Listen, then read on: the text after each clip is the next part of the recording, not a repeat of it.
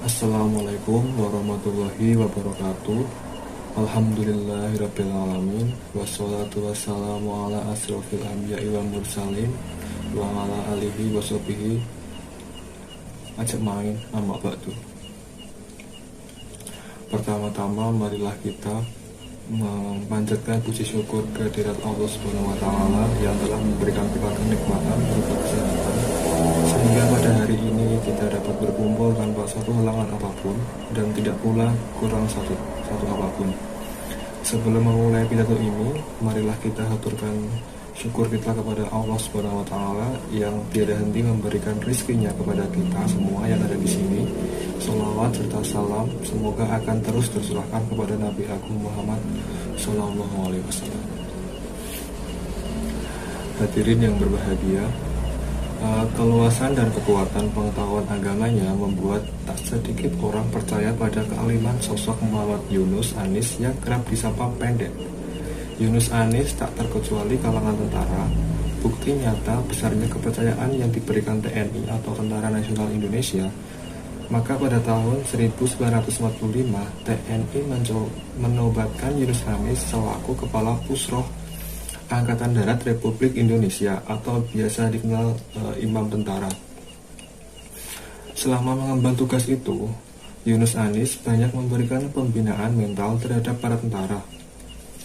Putra sulung 9 bersaudara dari pasangan Haji Muhammad Anis dan Siti Saudah ini lahir di Kauman tanggal 3 Mei 1903. Persis seperti pengakuan yang tertuang dalam surat kekancingan dari Sri Wandowo, Tapas Dwara Putra, Kraton Ngayogyakarta, Hadiningrat tahun 1961. Yunus Anis tercatat sebagai keturunan ke-18 dari Raja Brawijaya kelima.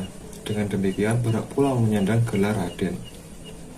Pendidikan formalnya dimulai di Sekolah Rakyat Muhammadiyah Yogyakarta, kemudian dilanjutkan di Sekolah Al-Atas dan Sekolah Al-Irsyad atau Batavia di Jakarta yang dipimpin oleh Syekh Ahmad Syurkati, kawan karib Kiai Haji Ahmad Dahlan.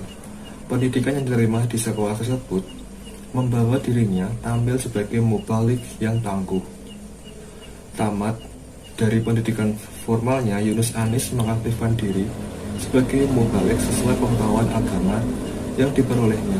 Tak segan-segan, Yunus Anis terjun ke tengah-tengah masyarakat di berbagai daerah tanah air untuk mengembangkan misi dakwahnya dan sekaligus menyebarluaskan gerakan Muhammadiyah. Hadirin yang berbahagia, di berbagai daerah yang disinggahi dan dimukiminya, Yunus Anis membuka jalan baru bagi berkembangnya Muhammadiyah dan banyak mendirikan cabang-cabang persyarikatan Muhammadiyah. Besar andilnya dalam mengembangkan misi dakwah dan gerakan Muhammadiyah, pada akhirnya menempatkan sosoknya sebagai pengurus besar Muhammadiyah. Berorganisasi bermuhammadiyah, Yunus Anis kembali ke Yogyakarta karena diminta membina bagian pemuda Hizbul Waton. Tugas itu diterimanya dengan penuh gairah, lalu berkiprah sungguh-sungguh dalam membina pemuda yang berjiwa agresif dan kreatif bersendikan nilai-nilai Islam. Dan di kemudian hari diharapkan menjadi generasi penerus yang cakap, terampil, dilandasi iman yang teguh.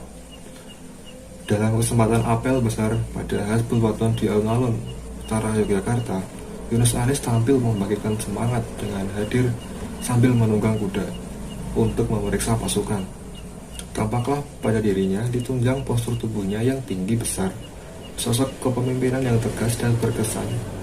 Tak pelak kesan itu kemudian tersiar luas di kalangan Muhammadiyah. Pada periode 1924 sampai 1926, Muhammad Yunus dipercaya sebagai pengurus cabang Muhammadiyah di Batavia. Pada masa itulah kepiawiannya dikenal luas. Orang-orang menyebutnya sebagai organistor yang ulung, khususnya dalam bidang penyusunan administrasi. Reputasinya tersebut mengangkat naiknya ke jenjang yang lebih tinggi lagi pada tahun kurun 1934 sampai 1936. Muhammad Yunus terpilih menjadi Sekretaris Umum Pimpinan Pusat Muhammadiyah. Jabatan yang sama diembannya pada periode kedua, yakni tahun 1953 sampai 1958. Masa-masa ini dapat dikatakan sebagai awal ketokohannya di tingkat nasional. Masyarakat khususnya warga Muhammadiyah merasakan betul kerja nyatanya. Dari perilakunya sehari-hari, tampak bahwa dia bukan orang yang biasa. Tutur katanya dan akhlak budinya mencerminkan kehormatan seorang bangsawan yang memahami kultur Jawa.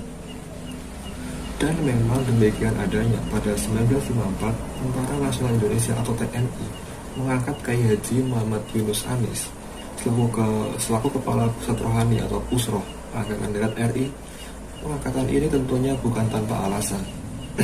Di zaman pendudukan Jepang, Sekretaris PP Muhammadiyah itu pernah bergabung dalam struktur pembela tanah air atau kita biasa singkat dengan PETA. Sejak saat itu, namanya kian masyhur di tengah kalangan militer Indonesia. Baik dari kisah ini, saya ingin mengajak pada diri saya sendiri dan kepada orang lain yang untuk meneladani kisah perjuangan Kiai Haji Muhammad Yunus Anis mengubah peradaban pendidikan. Demikianlah pidato ini. Semoga kita semua termasuk orang-orang yang digolongkan ke dalam golongan hamba yang pandai bersyukur dan menjadi manusia yang muttaqin di sisi Allah Subhanahu wa taala. Cukup sekian yang dapat saya sampaikan. Terima kasih banyak atas perhatiannya. Apabila ada tutur kata yang salah, mohon dimaafkan. Wabillahi taufiq wal hidayah. Wassalamualaikum warahmatullahi wabarakatuh.